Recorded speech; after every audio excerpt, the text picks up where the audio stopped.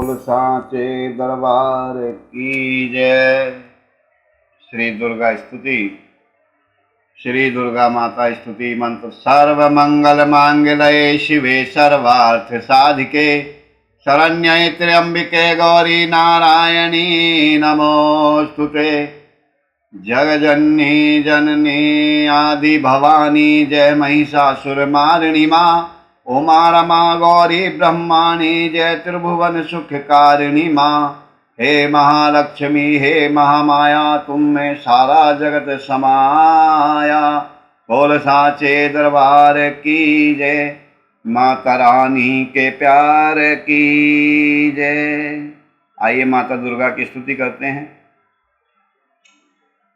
जय जग जननी आदि भवानी जय महिषासुरमारिणी माँ। उमा रमा गौरी ब्रह्माणी जय त्रिभुवन सुखकारिणी माँ। हे महालक्ष्मी हे महामाया तुम में सारा जगत समाया। तीन रूप तीनों गुण धारिणी तीन काल त्रैलोक विहारिणी। हरिहर ब्रह्म इंद्रादिक के सारे काज सवारिणी माँ। जय जग जननी आदि भवानी जय महिषासुरमारिणी माँ।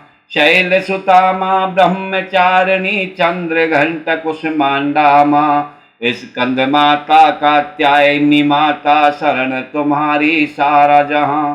काल रात्रि माह गौरी तुम हो सकल रिद्धि सिद्धि धारिणी माँ। जय जग जननी आदि भवानी जय महिषासुरमारिणी माँ। अजा अनादि अनेका एका अजयात नेत्र विद्या। नाम रूप गुण कीर्ति अनंता गावहि सदा देव मुनि संता। अपने साधक सेवक जन पर सुख यश वैभव वारिणी माँ। जय जग जननी आदि भवानी जय महिषासुरमारिणी माँ। दुर्गति नाशिनी दुर्मतिहारिणी दुर्गति नाशिनी दुर्मतिहारिणी दुर्ग निवारण दुर्गा माँ। भव भयहारिणी भव जल तारिणी सिंह विराजिनी दुर्गा माँ। पाप ताप हर बंध छुड़ा कर जीवों के उद्धारिणी माँ। जय जग जननी आदि भवानी जय महिषासुरमारिणी माँ। जय जग जननी आदि भवानी जय महिषासुरमारिणी माँ। बोल साचे दरबार की जय। बोल साचे दरबार की जय। पिंडज प्रवारूढ़ा चंडकोपास्त्र केर्युता। प्रसादम तनुते महद चंद्र घंटे ती विश्रुता। बोल चंद्र घंटा माता तेरी सदा ही जय। नवरात्रि उपासना के तीसरे दिन दुर्गा जी की तीसरी शक्ति चंद्र घंटा पूजा चंद्र घंटा माता की पूजा की जाती है। चंद्र घंटा के विग्रह का पूजन किया जाता है। इनका स्वरूप शांतिदायक और कल्याणकारी है। शरीर का रंग सोने के समान चमकीला और हाथ 10 हैं। इनके 10 हाथों में खड्ग आदि अस्त्र तथा बाण आदि शस्त्र विभूषित हैं। इनका वाहन सिंह है। चंद्र घंटा युद्ध के लिए सदैव तैयार रहती हैं। इनकी भयानक चंडध्वनि से अत्याचारी राक्षस भी कांपते रहते हैं। नवरात्र की दुर्गा उपासना में तीसरे दिन की पूजा अत्यधिक महत्व की होती है। इस दिन साधक मणिपुर चक्र में प्रविष्ट होता है। माँ चंद्रघंटा की कृपा से अलौकिक वस्तुओं के दौरान दर्शन होते हैं। इन्हीं माता की कृपा से साधक के पाप बाधाएं सब नष्ट हो जाती हैं। भगवती चंद्रघंटा भक्तों के कष्टों को निवारण करने वाली हैं। इनका वाहन सिंह है, अतः इनका उपासक सिंह की तरह पराक्रमी और निर्भय हो जाता है। दुष्टों का दमन करने को तत्पर चंद्रघंटा का स्वरूप आराधक के लिए अत्यंत ही सौम्य एवं शांतिपूर्ण है। इनकी आराधना से श्रद्धालु भक्तों में निर्भयता के साथ ही सौम्यता एवं विनम्रता का विकास होता है। माँ चंद्रघंटा के भक्त शांति और सुख का अनुभव करते हैं। यदि मन वचन और कर्म से निश्चित विधि विधान के अनुसार माँ चंद्रघंटा की उपासना की जाए तो इस उपासना से सांसारिक कष्टों से मुक्ति मिल जाती है। बोलो सच्चे दरबार की जय, माता रानी के प्यार की जय। तीसरे दिन की कथा में माता द्वारा महिषासुर वध आदि की कथा प्रसंग करेंगे। श्री मेधा ऋषि बोले कि राजा सुरथ महिषासुर का सेनापति चिक्षुर अपनी सेना का संघात देखकर क्रोध में भरकर स्वयं देवी जी से लड़ने आया। जिस प्रकार सुमेरु पर्वत शिखर पर मेघ पानी बरसाता है, उसी प्रकार वह बलि दैत्य चिक्षुर देवी पर बाण वर्षा करने लगा। परंतु देवी ने उसके कठिन कराल बाणों को एक क्षण के खेल में ही काट दिया और रथ के सारथी को भी घोड़ों सहित मार दिया। महामाया ने एक ही क्षण में उसके धनुष तथा ऊपर लहराती हुई ध्वजा पताका को भी काट कर गिरा दिया और धनुषहीन चक्षुर के अंगों में अपने तीक्ष्ण बाणों के द्वारा गहरे छेद कर दिए। तब वह दैत्य क्रोध करके धनुष, रथ और सारथियों के नष्ट हो जाने पर ढाल तलवार लेकर देवी जी की ओर दौड़ा। अति शीघ्रता पूर्वक चिक्षु ने तेज धार वाली तलवार से शेर के सिर पर भरपूर वार कर दिया और फिर देवी जी के हाथ पर भी प्रहार किया। महर्षि मेधा ने कहा कि राजा सुरथ चिक्षुर का वह खड्ग देवी के हाथ में लगते ही टुकड़े टुकड़े हो गया। तत्पश्चात उसने अत्यंत क्रोध में भरकर पूर्वक लाल लाल आंखें करके त्रिशूल का वार फिर से किया। उस महाबली दैत्य ने सूर्य के तेज वाले शूल को आकाश में पहुंचाकर देवी पर छोड़ दिया। महामाया ने चिक्षुर वाले शूल को आकाश में आते हुए देखा तो उसके प्रत्युत्तर में अपने शूल का प्रहार किया, जिससे राक्षस के शूल के सैकड़ों टुकड़े हो गए और वह महादैत्य मारा गया। महिषासुर के उस महापराक्रमी सेनापति चिक्षुर के मारे जाने पर देवताओं को कष्ट देने वाला चामर हाथी पर चढ़कर आया। उसने भी देवी के ऊपर शक्ति का प्रहार किया, किंतु जगदम्बा ने उसे अपनी हुंकार से ही आहत और निष्प्रभ करके पृथ्वी पर गिरा दिया।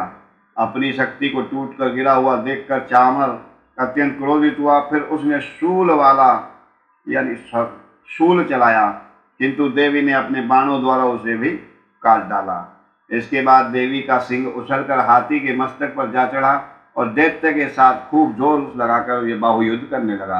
वे दोनों लड़ते हुए भूमि पर आ गए और अत्यंत क्रोधित होकर एक दूसरे पर भयंकर प्रहार करने लगे। तत्पश्चात सिंह बड़े वेग से आकाश की ओर उछला और उधर से गिरते समय उसने अपने पंजों के प्रहार से चामर का सिर धड़ से अलग कर दिया। इसी प्रकार उदग्न भी शिला और वृक्ष आदि की मार से युद्ध क्षेत्र में मारा गया। कराल भी दांतों, मुक्कों और थप्पड़ों की चोट से धराशायी हो गया। क्रोधित होकर देवी ने गदा के प्रहार से उद्दत का चूमन निकाल दिया। भिंदीपाल से वास्कल को तथा बाणों से ताम्र और अंधक को मार डाला। तीन नेत्रों वाली देवी ने त्रिशूल से उग्राश्य, उग्रवीर तथा महामनु नामक दैत्य मार गिराए। तलवार से बिलाल का मस्तक धड़ से अलग कर दिया। दुर्धुर और दुर्मुख नामक दैत्यों को बाणों की मार से यमलोक भेज दिया। अपनी सेना को इस प्रकार नष्ट होता हुआ देखकर महिषासुर भय से कर रूप धारण करके देवी के गणों को त्रास देने लगा। वो किसी को थुथुन की मार से, किन्हीं को खुरों से, किन्हीं को पूंछ से चोट पहुंचाकर, कुछ को सींगों से फाड़कर, कुछ गणों को वेग से, किन्हीं को गर्जना करके, कुछ को चक्कर देकर तथा कितने ही गणों को अपने नथनों की निश्वास वायु के झोंकों से धराशायी कर दिया। इस प्रकार देवी के गणों की सेना को गिराकर वह असुर महादेवी के सिंह को मारने के लिए झपटा। इससे जगदम्बा अत्यंत क्रोधित हो गई। उधर महापराक्रमी महिषासुर भी क्रोध में भरकर अपने खुरों से पृथ्वी को खोदता हुआ और गर्जना करता हुआ अपने सींगों से ऊंचे ऊंचे पर्वतों को उठाकर फेंकने लगा।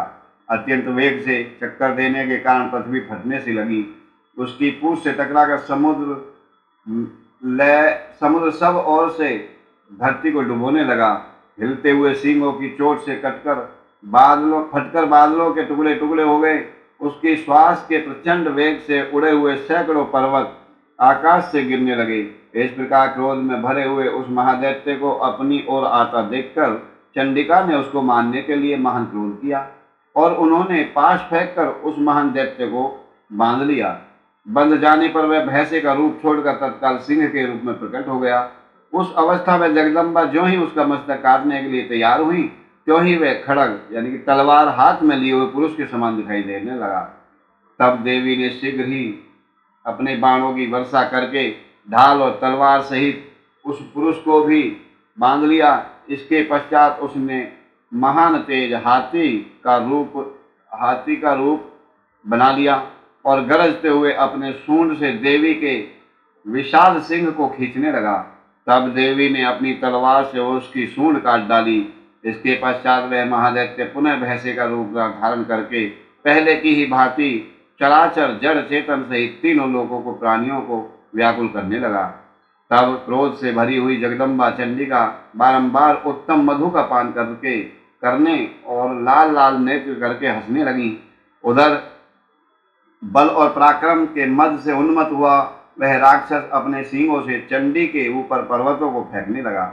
उस समय देवी अपने बाणों से असुर द्वारा फेंके हुए पर्वतों को चूर्ण करती जाती और बोलते समय उनका मुख लाल मधु के मद के समान लाल हो रहा था और वाणी लड़खड़ा रही थी।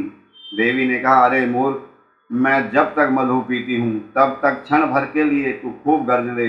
मेरे हाथ से मारे जाने पर अब शीघ्र ही देवता भी गर्जना करेंगे। ऋषि कहते हैं, इस प्रकार कहकर देवी उछली और उस महादैत्य के ऊपर चढ़ गई। फिर अपने पैर से दबाकर उन्होंने शूल से उसके कंठ पर ऐसा प्रहार कर दिया। उनके पैर में दबा होने पर भी महिषासुर अपने मुख से दूसरे रूप में बाहर आने लगा। अभी वह आधे शरीर से ही बाहर निकल पाया था कि देवी ने अपने प्रभाव से उसे रोक दिया। आधा निकला होने पर भी वह महादैत्य देवी से युद्ध करने लगा। तब देवी ने अपनी विशाल तलवार से उसका मस्तक काट दिया और इसके बाद हाहाकार करती हुई दैत्यों की सेना भाग गई और संपूर्ण देवता अत्यंत प्रसन्न होकर दिव्य महर्षियों के साथ दुर्गा देवी की स्तुति करने लगे। गंधर्वराज गायन करने लगे, अप्सराएं नृत्य करने लगी। इस प्रकार चंद्रघंटा माता ने दुष्ट राक्षस महिषासुर का वध किया। इसी में आगे कथा आती है कि ऋषि कहते हैं, देवी के हाथ से अत्यंत पराक्रमी दुष्ट महिषासुर तथा उसकी दैत्य सेना नष्ट हो जाने पर इंद्र आदि देवता प्रणाम की मुद्रा में गर्दन और कंधे झुकाकर उन मां भगवती की स्तुति करने लगे। उस समय अत्यंत हर्ष के कारण उनके अंगों में रोमांच हो आया। देवता बोले, संपूर्ण देवताओं की शक्ति का समूह ही जिनका स्वरूप है तथा जिन देवी ने अपनी शक्ति द्वारा संपूर्ण जगत को व्याप्त किया हुआ है, महर्षियों तथा समस्त देवताओं की पूजनीय उन जगदम्बा को हम भक्ति पूर्वक प्रणाम करते हैं। बोलो सच्चे दरबार की जय। वे हम लोगों का कल्याण करें, जिनके अनुपम प्रभाव एवं बल का भगवान शेषनाग, ब्रह्मा और महादेव जी भी वर्णन करने में असमर्थ हैं। वे भगवती चंडिका संपूर्ण जगत का पालन एवं अशुभ भय का नाश करने का विचार करें। जो पुण्य आत्माओं के यहाँ स्वयं भी लक्ष्मी रूप में, पापियों के यहाँ दरिद्रता के रूप में, शुद्ध अंतःकरण वाले पुरुषों के हृदय में बुद्धि रूप से, सत्पुरुषों में श्रद्धा रूप से तथा कुलीन मनुष्यों में लज्जा रूप से निवास करती हैं, उन भगवती दुर्गा माता को हम नमस्कार करते हैं। हे देवी, आप संपूर्ण विश्व का पालन कीजिए। देवी, आपके इस अचिंतनीय रूप, असुरों का नाश करने वाले पराक्रम तथा समस्त देवताओं और दैत्यों के सामने युद्ध में प्रकट हुए अद्भुत चरित्रों का हम किस प्रकार वर्णन करें। आप संपूर्ण जगत की उत्पत्ति का कारण हैं। यद्यपि आप में सतोगुण, रजोगुण और तमोगुण ये तीनों गुण मौजूद हैं, फिर भी दोषों के साथ आपका कोई संसर्ग नहीं जान पड़ता। भगवान विष्णु और महादेव आदि देवता भी आपका पार नहीं पा सके। आप ही सबका आश्रय हैं। यह संपूर्ण संसार आपके अंशभूत है, क्योंकि आप ही सबकी आदिभूत अव्याकृता पराशक्ति हैं, प्रकृति हैं। देवी, संपूर्ण यज्ञों में जिसके उच्चारण से देवता तृप्ति पाते हैं, वह स्वाहा आप ही हैं। इसके अतिरिक्त पितरों की तृप्ति का कारण होने से आपको स्वधा भी कहा जाता है। देवी, जो मोक्ष की प्राप्ति का साधन है, अचिंतन्य महाव्रत स्वरूप है, समस्त दोषों से रहित है, जितेंद्रिय तत्व को ही सार वस्तु मानने वाले तथा मोक्ष की कामना रखने वाले मुनिजन जिसका अभ्यास करते हैं, वह भगवती पराविद्या आप ही हैं। आप शब्द स्वरूपा हैं। अत्यंत निर्मल ऋग्वेद, यजुर्वेद तथा उद्गीत के मनोहर पदों के पाठ से युक्त सामवेद का आधार भी माता आप ही हैं। आप देवी त्रयी हैं, तीनों वेद हैं और 6 ऐश्वर्यों से युक्त भगवती हैं। इस संसार की उत्पत्ति एवं पालन के लिए आप ही खेती एवं आजीविका के रूप में प्रकट हुई हैं। अतः संपूर्ण जगत की पीड़ा को आप नाश करने वाली हैं। देवी, जिससे समस्त शास्त्रों के सार का ज्ञान मिलता है, वह मेधा शक्ति आप ही है। इस दुर्गम भव सागर से पार करने वाली नौका रूपी दुर्गा माता आप ही हैं। आप आसक्ति से रहित हैं। कैटभ के शत्रु भगवान विष्णु के वक्षस्थल में रहने वाली भगवती लक्ष्मी और महामाया तथा चंद्रशेखर द्वारा सम्मानित गौरी देवी भी आप ही हैं। आपका मुख मंद मुस्कान से सुशोभित निर्मल पूर्ण चंद्रमा के लिए बिंब का अनुकरण करने वाला तथा उत्तम स्वर्ण की कांति से कमनीय है। फिर भी उसका दर्शन करने के लिए महिषासुर को क्रोध हुआ और उन पर प्रहार कर दिया। यह मान आश्चर्य की बात है। देवी वही मुख जब क्रोध युक्त होने पर उगते हुए चंद्रमा की भांति लाल और तनी हुई भौं के कारण विकराल हो गया, तब उसे देखकर भी महिषासुर के प्राण तुरंत नहीं निकल गए। यह उससे भी बढ़कर आश्चर्य की बात है, क्योंकि क्रोध में भरे यमराज को देखकर भला कौन जीवित रह सकता है। देवी आप प्रसन्न हो। परमात्मा स्वरूप आपके प्रसन्न होने पर संसार प्रकट होता है और क्रोधित होने पर तत्काल कितने ही कुलों का सर्वनाश कर देती हैं। यह बात अभी अभी अनुभव में आई है, क्योंकि महिषासुर की यह विशाल सेना क्षण भर में ही आपके क्रोध से भस्म हो गई, नष्ट हो गई। सर्वदा अभ्युदय प्रदान करने वाली देवी आप जिन पर प्रसन्न होती हैं, वे ही देश में मान सम्मान पाते हैं। उन्हीं को धन और ऐश्वर्य प्राप्त होता है। उनका धर्म कभी शिथिल नहीं होता तथा वे अपने स्वस्थ स्त्री पुत्र तथा सेवकों के साथ धन्य माने जाते हैं। देवी आपकी कृपा होने पर ही पुण्य आत्मा पुरुष प्रतिदिन श्रद्धा पूर्वक सब प्रकार के कर्म धर्म करता है तथा उन्हीं के कारण स्वर्गलोक को पाता है। इस प्रकार निश्चय ही आप तीनों लोकों में मनोवांछित फल देने वाली हैं। माँ दुर्गे स्मरण किए जाने पर आप सब प्राणियों का भय हर लेती हैं और स्वस्थ पुरुषों द्वारा चिंतन करने पर उन्हें परम कल्याणमयी बुद्धि प्रदान करती हैं। दुख दरिद्रता तथा भय हरने वाली देवी आपके समान अन्य कोई नहीं है, जिसका चित्त सबके उपकार के लिए सदा दयापूरित रहता हो। देवी इन राक्षसों के मारे जाने से संसार को सुख मिले तथा ये राक्षस दीर्घकाल तक नरक में रहने देने के लिए भले ही पाप करते रहते हों, इस समय संग्राम में मृत्यु को प्राप्त होकर स्वर्गलोक में जाएं। निश्चय ही इसी विचार से आप शत्रुओं का वध करती हैं। आप शत्रुओं पर शस्त्रों का प्रहार क्यों करती हैं? समस्त शत्रुओं को दृष्टिपात मात्र ही भस्मात क्यों नहीं कर देती? इसमें भी यही एक रहस्य है कि ये शत्रु भी आपके शस्त्रों से पवित्र होकर उत्तम लोकों में चले जाएं। इस प्रकार उनके प्रति भी आपका विचार बड़ा अत्यंत उत्तम रहता है। आपके खड़ग के तेज पुंज की भयंकर चमक तथा त्रिशूल के अग्रभाग की घनीभूत प्रभा से चौंधिया कर असुरों की आंखें फूट नहीं गईं। उसका कारण भी यही था कि वे मनोहर किरणों से युक्त चंद्रमा के समान आनंद देने वाले आपके सुंदर मुख का दर्शन करते थे। देवी आपका शील स्वभाव दुराचारियों के बुरे बर्ताव को दूर करने वाला है। साथ ही आपका यह रूप ऐसा है जो कभी चिंतन में नहीं आ सकता और न इसकी तुलना दूसरों से हो सकती है। आपका बल पराक्रम उन असुरों को भी नष्ट करने वाला है जो कभी देवताओं के पराक्रम को नष्ट कर चुके थे। इस प्रकार आपने शत्रुओं पर भी दया ही प्रकट की है। वरदायिनी देवी, आपके इस पराक्रम की तुलना किसके साथ हो सकती है तथा शत्रु को भय देने वाला एवं ऐसा अत्यंत मनोहर रूप आपके अतिरिक्त और कहाँ है? हृदय में कृपा और युद्ध में निष्ठुरता, ये दोनों बातें तीनों लोकों के भीतर केवल आप में देखी गई हैं। हे माता, आपने शत्रुओं का विनाश करके संपूर्ण तीनों लोगों की रक्षा की है। आपने शत्रुओं को युद्ध भूमि में मारकर स्वर्ग में पहुंचाया है तथा उन्मत्त दैत्यों से उत्पन्न हम लोगों का भय भी दूर किया है। आपको हमारा नमस्कार है। देवी, आप शूल से हमारी रक्षा करें। जगधात्री देवी, खड़ग से हमारी रक्षा करें तथा चंद्र घंटा की ध्वनि और धनुष की टंकार से भी आप हमारे लोगों की रक्षा करें। चंडी के पूर्व पश्चिम दक्षिण दिशा में आप हमारी रक्षा करें। हे ईश्वरी, अपने त्रिशूल को घुमाकर आप उत्तर दिशा में हमारी रक्षा करें।